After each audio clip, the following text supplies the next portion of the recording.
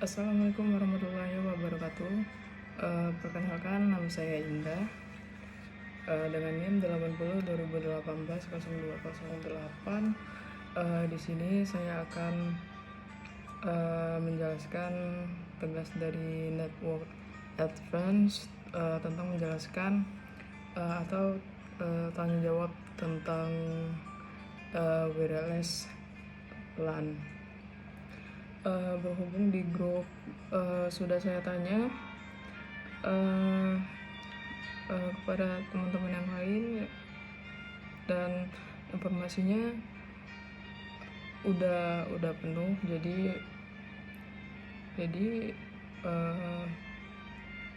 kalau untuk tugas ini mungkin individu buat saya, karena melihat dari teman-teman yang lain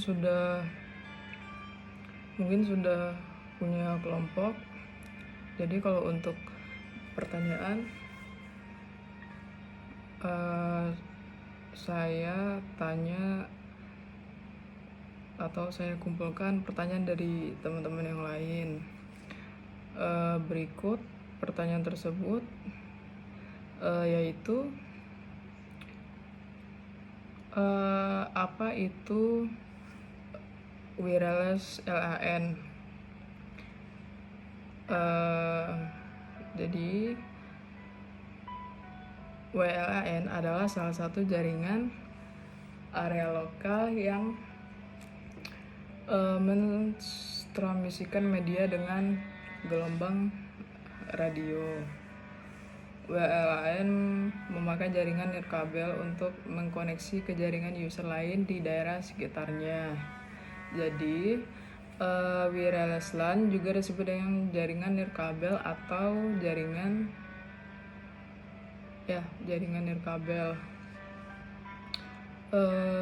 Terus untuk pertanyaan selanjutnya, apa fungsi dari wireless LAN?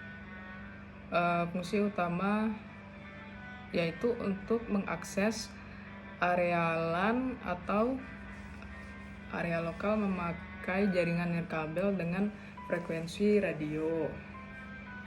Jaringan ini dibangun dari 4 komponen, yaitu jalur akses, PC seluler atau desktop, antarmuka, LAN nirkabel, dan atom. Terus pertanyaan selanjutnya, gimana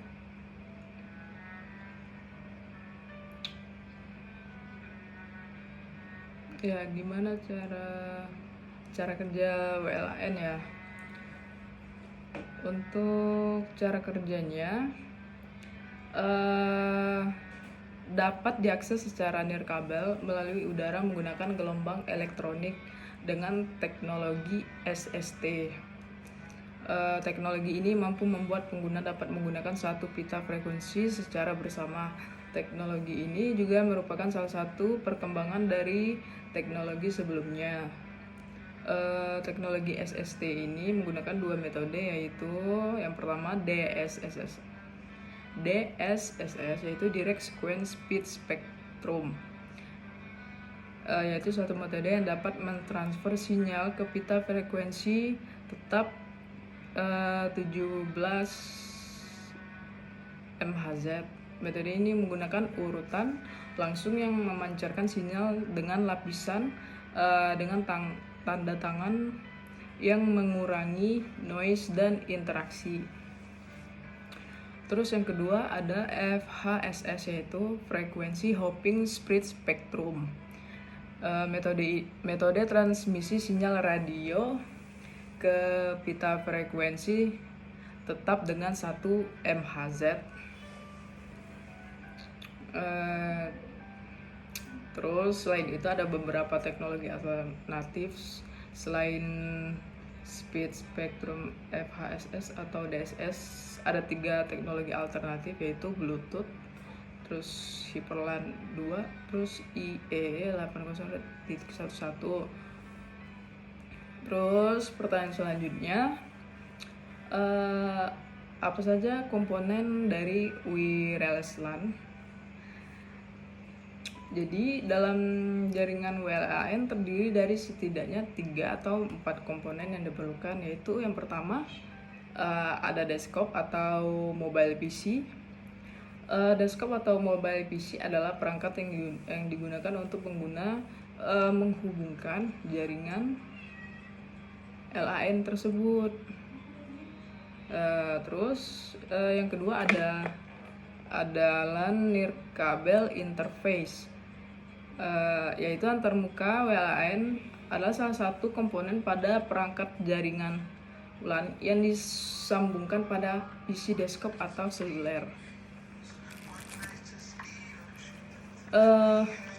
Terus ada yang ketiga, access point ya. Jalur akses atau titik akses adalah perangkat dalam komponen LAN yang merupakan pusat koneksi pengguna ke penyedia langganan, penyedia layanan maksudnya ya.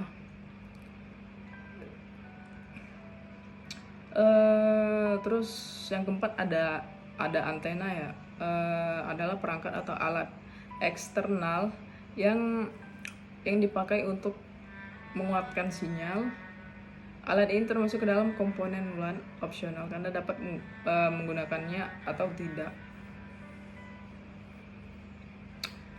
Terus pertanyaan selanjutnya yaitu kelebihan dan kekurangan LAN. Sebutkan. Untuk kelebihannya, yang pertama tuh mobilitas tinggi, yaitu pengguna memungkinkan untuk mengakses informasi di mana saja yang tidak diperbaiki tentunya dalam jangkauan jaringan LAN. Selain itu meningkatkan kualitas, produktivitas dan layanan. Terus yang kedua, pemasangan yang mudah dan praktis, yaitu pemasangan komponen yang diperlukan dapat digunakan tanpa perlu memasang kabel yang rumit. Selain itu kan diinstal pada setiap smartphone atau laptop yang bisa digunakan atau mudah digunakan. Terus fleksibel, yang memungkinkan user untuk bisa membangun jaringan nirkabel. Terus selanjutnya keuntungannya digunakan di berbagai tempat atau dapat dengan mudah berpindah tempat karena tanpa kabel. Terus biayanya yang dibutuhkan relatif murah daripada jaringan yang menggunakan kabel. Terus scalable yang dapat digunakan di berbagai topologi jaringan sesuai kebutuhan. Terus untuk kekurangannya, yang pertama, keamanan dan kerahasiaan minimal, sehingga orang lain dapat mengakses data secara ilegal. Terus yang kedua, risiko keterlambatan atau resiko keterlambatannya besar. Terus yang ketiga itu resiko masalah dengan sinyal yang dikirim, bisa diblokir oleh dinding atau gangguan lainnya. Terus yang terakhir itu kapasitas jaringan dengan keterbatasan spektrum, yaitu pita frekuensi yang tidak dapat diperlebar, tapi sebagai hasilnya kita dapat menggunakannya secara efisien.